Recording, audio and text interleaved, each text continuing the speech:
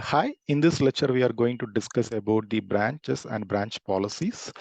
So ideally in a application deployment, so we will be having multiple environment like testing, QA and production. So your development team will be developing a new features and it will be tested in the testing environment and a quality check in the QA, and then it is been promoted to the production. So it is very important to isolate the work in progress from the completed work in your main branch.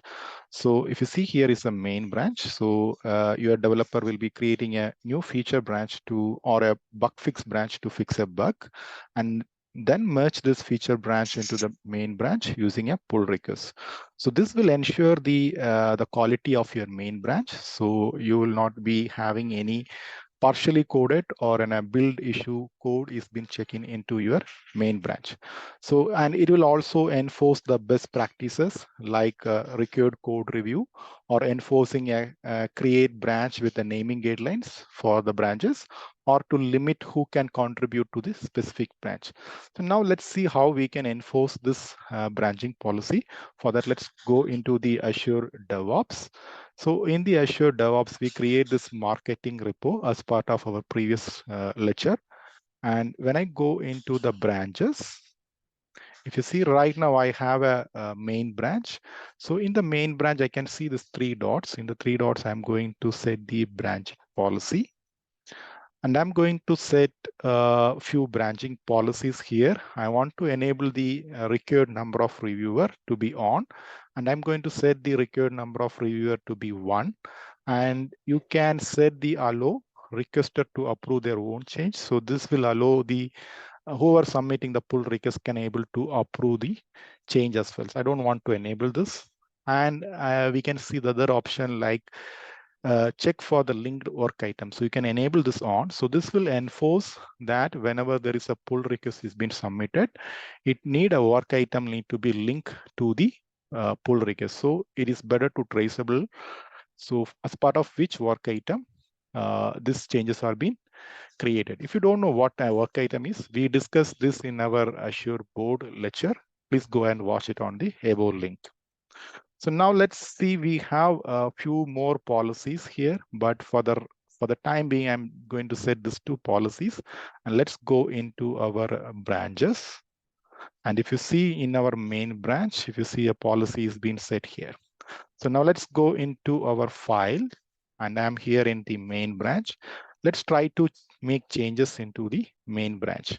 So if I go and change the version from 2.0 and 3.0, and if I go and commit these changes directly into the main branch, so if you see, I'm not able to do that because a branch policy is being set. So I need to create a feature branch and then need to submit a pull request into the main branch. So let's go and do that. So now let's go and create a feature branch. I'm going to create a new feature branch. Let's name it as feature 3.0. And let's create this feature branch. So now let's go to our file and select the feature 3.0 branch and select the file A and modify the version from 2.0 to 3.0. And I'm going to commit these changes. Now let's create a pull request to merge these changes into the main branch. So I'm going to create a pull request.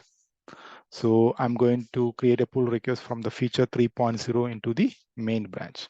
And if you see here, when I go and create this pull request, I can select the reviewer who want to review this change.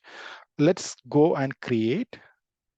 So if you see this, the policy has been enforced. It is expecting an work item need to be linked to submit a pull request. And unless you link a work item, you can't able to merge these changes into the master branch. Let's go and add an work item. So I'm going to select the Learn Azure repo as part of the work item.